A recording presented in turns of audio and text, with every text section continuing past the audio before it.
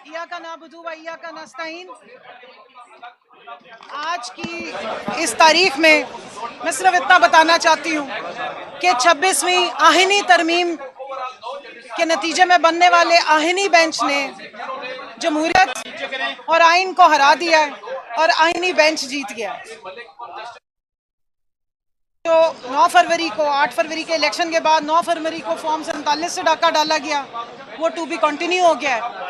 और एक 13 रुकनी बेंच का फैसला, जिसमें से 11 मेंबरान ने 2.5-3 महीने तक कंप्लीट जस्टिस करते हुए फैसला दिया था, उसको सेट असाइड करके एक 10 रुकनी बेंच ने एक आईनी फैसला सुनाया है। और जिस वक्त ये रिव्यू लगी थी और जब ये बेंच कॉन्स्टिट्यूट हुआ था तो शक्कू को शोबात नहीं, यकीन तो उसी वक्त था। लेकिन क्योंकि आज पहली मुहर्रम है और मैं यहाँ सिर्फ मुख्तसरन ये कहूँगी कि मैदान करबला में 72 ने शहादत दी थी हक के लिए, उनके मुकाबले में बहुत बड़े तादाद में लोग मौजूद थे। उस वक्त शायद उनकी हार हुई थी, लेकिन तारीख में हमेशा वही जीते हैं। ये सीटें कल भी इमरान खान की थी, ये आज भी सीटें इमरान खान की हैं और पीटीआई की हैं। और ये हिस्ट्री के सफ़ों में हमेशा याद रखा जाएगा कि ये सीटें पीटीआई की थी, ये इमरान खान की सीटें थी, जिनको बड़ी मेहनत करके बहुत सारे लेफ़्ट राइट के दलाइल देने के बाद बड़ी ढिठाई के साथ छीना गया है। अफसोस हुआ है, मुझे बहुत दिल दुखा है कि इंसाफ के सबसे बड़े ऐवान में आके, सबसे बड़े फोरम पे आके तहरीक इंसाफ को इंसाफ नहीं मिला। जी बहुत शुक्रिया। देखिए, मैंने पहले भी कहा था कि काजी फायज ईसा साहब जिन्होंने 13 जनवरी को बल्ला छीना था, उसकी रूह जो है काजी फायज ईसा की मुझे सुप्रीम कोर्ट के कॉरिडोर्स में नजर आती है और वो अपना असर रसूख इस्तेमाल करते हुई नजर आती है। और आज लोग जस्टिस मुनीर को भूल गए हैं। आज जो फैसला आया है ये आईने पाकिस्तान, कानून पाकिस्तान के खिलाफ है। ये जो फैसला आया है ये पाकिस्तान की आवाम की विल को रिफ्लेक्ट नहीं करता, ये हुकूमती और ताकतवर लोगों की विल को रिफ्लेक्ट करता है। देखें आज जो पाकिस्तान की तारीख में जो पाकिस्तान की आवाम ने देखा वो बहुत अहम है। एक बेंच जो 13 रुकनी होना चाहिए था वो 11 का हो गया पहले, और कहा कि हम 11 को आप 13 मान लो। और आज जब जस्टिस सलाउद्दीन पवर साहब ने रिक्यूज किया तो यही बेंच 10 का हो गया और कानूनन नया बेंच बनना चाहिए था जिसमें 13 जजेस हो, वो नहीं बनाया गया। हमें कहा गया कि ये बेंच इसलिए है कि एज फार एज पॉसिबल है तो हम 10 ही हो सकते हैं। इनको चाहिए था कि जुडिशल कमीशन को आईनी बेंच लिखता कि मजीद जजेस फ्राहम किए जाएं, लेकिन उन्होंने नहीं किए। तो ये पाकिस्तान के आइन और पाकिस्तान की आवाम के हक पे डाका आज मारा गया है। मैं सलाम पेश करता हूँ हमारे वकला को, हामिद खान साहब को,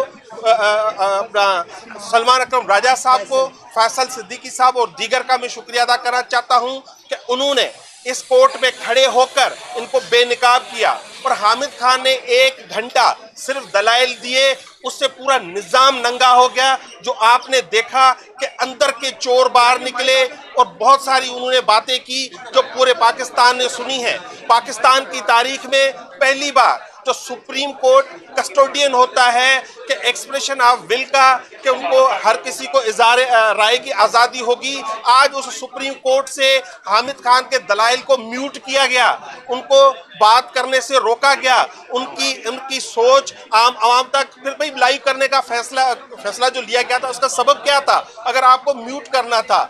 तो ये जो फैसला है इससे पाकिस्तान तहरीक इंसाफ को कोई हुकूमत नहीं बननी थी, लेकिन यही होना था कि पाकिस्तान की आवाम को पता चले कि हुकूमत ने ये 26वीं तरमीम इस पार्लियामेंट का नाजायज़ बच्चा है और उस नाजायज़ बच्चे की वजह से ये आईनी बेंचेस बन रहे हैं। और बार बार कहा गया कि आप 26वीं तरमीम को पहले सुने, पहले आप बताएं कि आप लेजिटिमेट हैं जायज हैं या नाजायज हैं, लेकिन कोर्ट ने ये हमारी ये एतराज नहीं माना। और जो बेंच पे पहला एतराज हुआ था उसका भी तफसीली फैसला आज तक जारी नहीं हुआ, इसलिए ताकि हम उस फैसले को चैलेंज ना कर सके।